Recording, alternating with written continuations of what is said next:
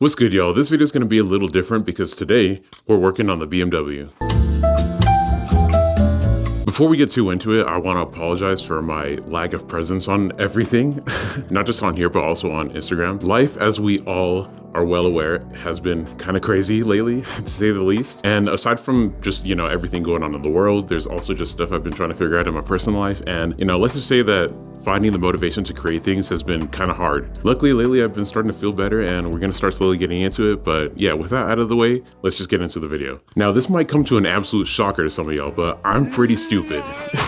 Hard to tell, I know. But those of you with great observational skills might have picked up on that by noticing my preference for European cars. To be very clear, I love all kinds of cars. Doesn't matter what type of build they are or where they're from, I just love cars in general. But I will admit that more often than not, I tend to gravitate towards something European. They're, in my opinion, such good looking cars that give off this sense of refinement and elegance, and modern turbocharged ones only need like a couple of bolt-ons and a tune, and suddenly you have like 100 plus more horsepower. We all know the whole downpipe and a tune joke with European cars. These cars are fun to look at, tune, drive, and listen to. But unfortunately, we don't live in a perfect world. I think the first things that come to mind for a lot of people when thinking about European cars are the smell of oil, the smell of coolant, repair costs, and a check engine light.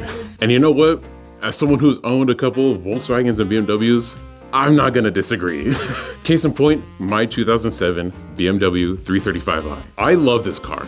I love the way it looks, I love the way it sounds, and I love driving it. E9X 335s are widely known in the car enthusiast world for being very easy to make fast. Slap a big single turbo and some fuel system upgrades onto the M54, and these things can push like 700 horsepower on stock internals. Even way before I owned one and knew nothing about these, I always thought of these as some kind of like supercar killer. And if I saw one that even looked a little modified, I immediately assumed it was fast. On the other hand though, they're also quite infamous for deciding life isn't worth it anymore every time you look at it.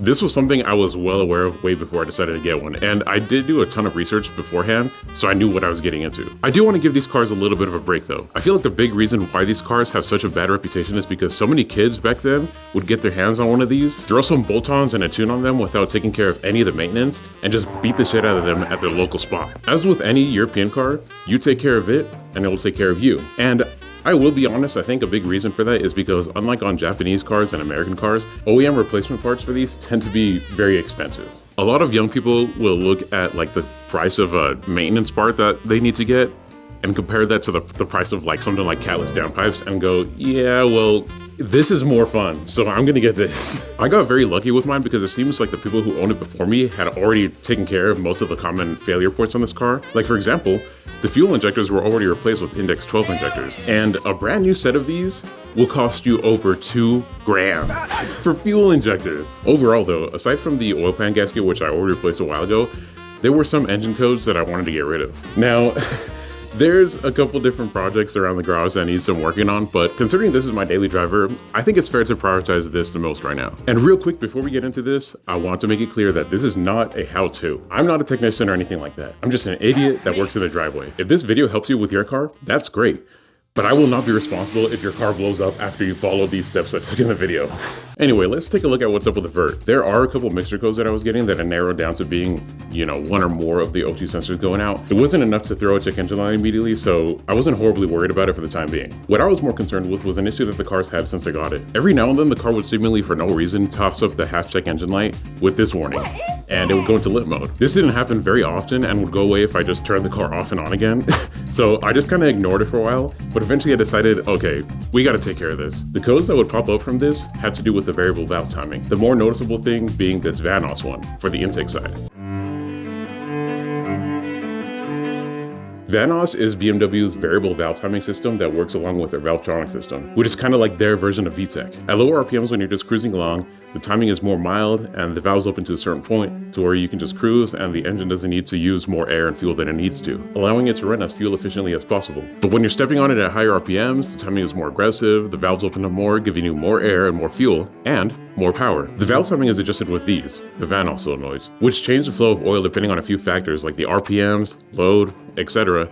to adjust valve timing. There are two of them, one for the intake valves, and one for the exhaust valves. And these solenoids going bad is one of the common issues that these engines tend to have. And the codes and symptoms that I have are almost always an indicator of a faulty solenoid. So the game plan was to swap these, and hopefully that would fix the problem. I know the code was only for the intake solenoid, but it definitely doesn't hurt to do some preventative maintenance. So I went ahead and bought two so I could just replace both. Unfortunately, this is where I made a grave mistake. You see, there is something that everyone warns you about when it comes to replacement parts on European cars, which would be that these cars and engines are very picky about where you get them from. Most other cars, especially American cars I've noticed this with, you can drive to your local auto parts store and just pick up a cheaper aftermarket replacement part like a fuel pump or something from there, slap it on, and the car will be happy. But not with European cars. 95% of the time with any European car made after like the year 2000, they will only be happy if the replacement part is a genuine OEM part from the manufacturer, especially if it's an electrical component that's tapped into the ECU, like the van house solenoids. I really should have known better considering I've owned two Mark IV Volkswagens and an E36. But those cars are older and a little more primitive, so I feel like it's a little easier to get away with a few things here and there on those. But not this car. Oh no, definitely not this car. Here's the thing. Remember how I said that OEM Eurocar parts are expensive? This is a perfect example. I'm broke, clearly. So it's hard to drop a decent chunk of my already severely dehydrated net worth on replacement parts. So I bought this kit that includes both solenoids on sale for like $100. Would anyone like to try and guess how much one, I repeat, one singular, brand new genuine BMW van house solenoid costs? $260. What the actual f did you just say to me right now? Like, bro, can you really blame me for deciding to go with a cheaper aftermarket option? Well, that's what you signed up for. You shouldn't have bought a BMW if you don't got deep pockets.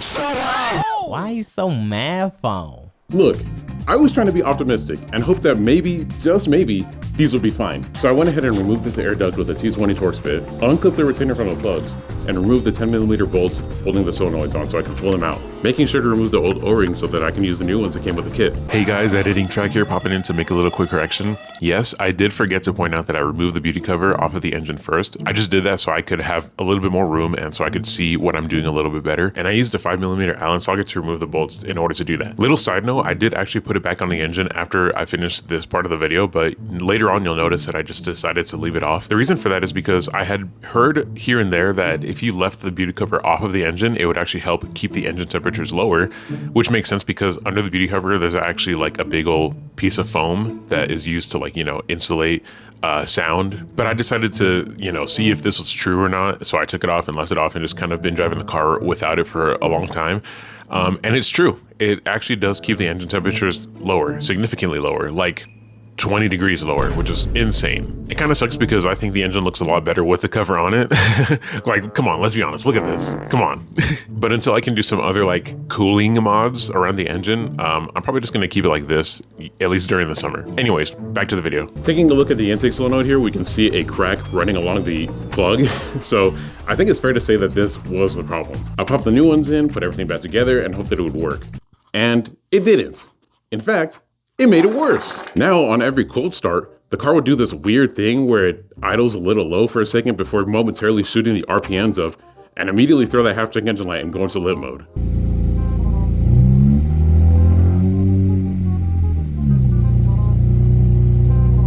Luckily, it would go away after I let the car warm up a little bit and turn it off and on again.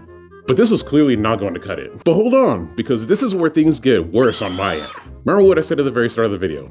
I'm stupid, and I apologize to everyone watching this because I'm probably going to make you very mad, because this made me mad thinking back on all of this. You would think that I had learned my lesson and thought, okay, clearly the car didn't like these. Let me just cough up the money and just buy a genuine one. But instead, I was in denial that I had just spent $100 to make the problem worse, and figured that maybe that wasn't the actual problem, which led me to work in a big circle, wasting money on replacing parts that didn't need to be replaced, which included the cam position sensors, the oil filter cage, one of the oil check valves. None of this did anything. And remember, this is my daily, so I was still driving the car. I took the car over to Denver, and when I got back home, the car decided it really had enough. Now it was in limp mode all the time, and turning it off and on again wouldn't fix the problem anymore. Every time I just turned it back on, it would just immediately go into limp mode. To make matters worse, this was also during the month that I needed to get emissions done, which for those of you in other states that don't call it emissions, that's just smog. And obviously I wouldn't be able to pass since now I had the check engine light on. At this point, I was really broke and really stressed out, and I tried to find any local 335Is that were being parted out so I could try and buy a used one. But nothing. There was one 335i at one of my local salvage yards, but someone else had already taken a solenoid. So that just goes to show how often these tend to break on these cars. Eventually, while doing some research though, I did find out that the N52 engine in the 328i actually uses the exact same solenoids. So these are interchangeable. And there's a ton of those in the salvage yards around here. So allegedly, someone who I may or may not know might or might not have allegedly gone to one of these salvage yards and may or may not have walked out of the yard with a solenoid in their pocket. Allegedly. Anyway, I got the exhaust solenoid that I originally took off the engine and put it back on since there was nothing wrong with it, and put on the other used genuine solenoid that somehow ended up in my possession in the engine. And the car was finally happy. Finally happy.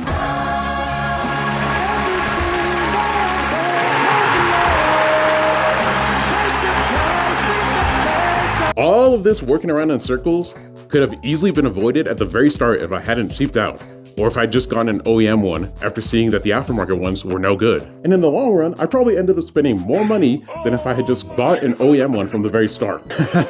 It's okay, guys.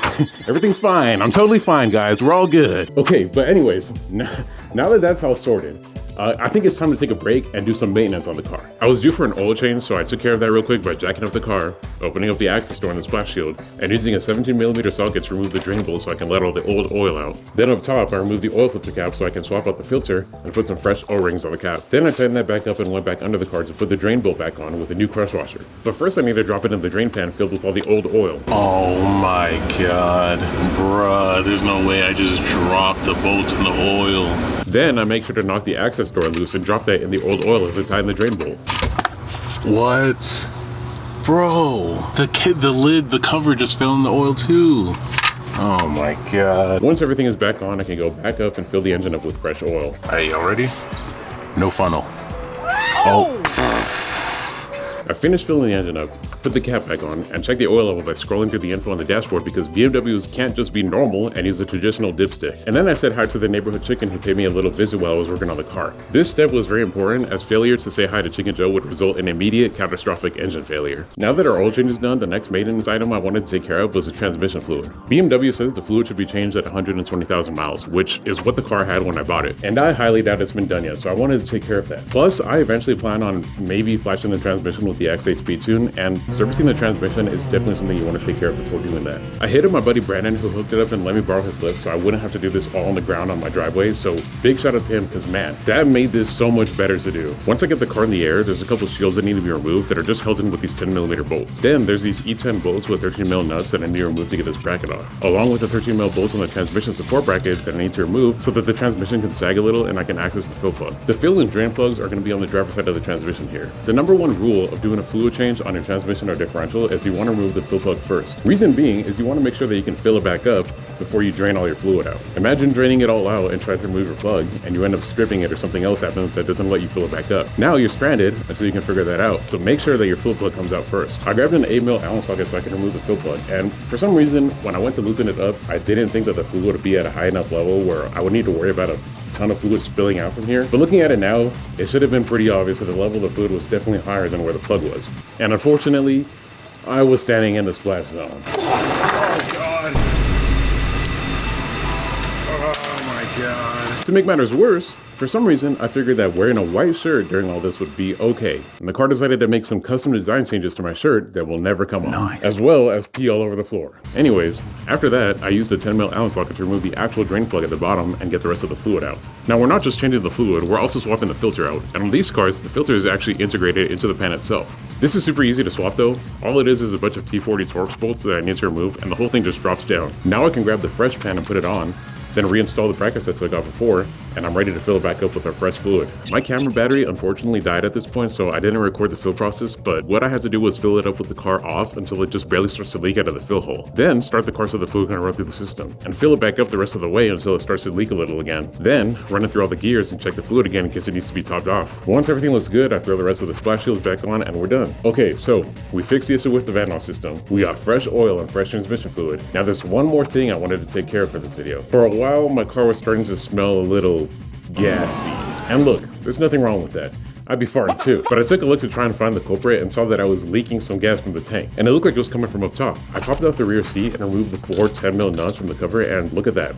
Turns out that my fuel pressure regulator was cracked, and it was spraying fuel out from up top here. Apparently this is a pretty common thing, which is crazy, but now I need to replace this. And like I've already said a couple of times, I'm broke, so I took a trip to the junkyard and yanked one out of another car. And I came across some heat in the parking lot on the way out. Bro, the lot is hot today. Wow. But hold on, there's one better. Hold on, check this one out.